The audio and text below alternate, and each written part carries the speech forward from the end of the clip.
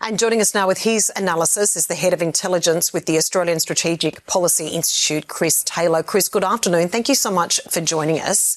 Not at all, Tash. As we heard just there from Izzy in her story, the ASIO boss says they are seeing Australians targeted more aggressively than ever before with unprecedented sophistication.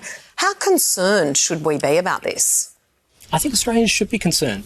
Director General Mike Burgess outlined last night the really serious nature of the espionage threat directed against Australia. And I think there's an appreciation from his comments of just how pervasive and persistent that is, and the place that all of us have in protecting Australia's interests.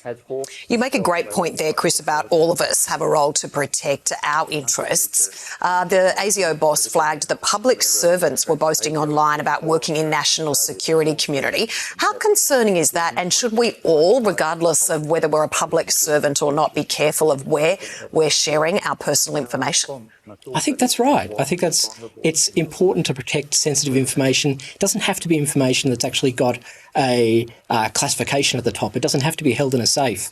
Foreign intelligence services are interested in all manner of information that aids them in what they're trying to achieve in terms of a strategic advantage over Australia. And that includes being suitably prudent about what people put on social media.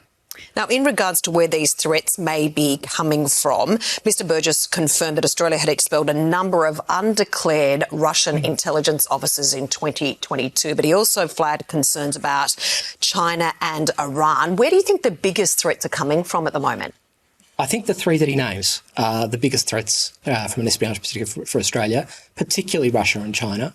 But as he pointed out, all nations spy, even friendly nations, have been known to spy on Australia in the past. We've had past examples of activities made public about Israeli intelligence, about South Korean intelligence. It's something that is pervasive across international relations. So why do you think Australia's being targeted so aggressively? Is it because we don't take this seriously and maybe we're too free with information?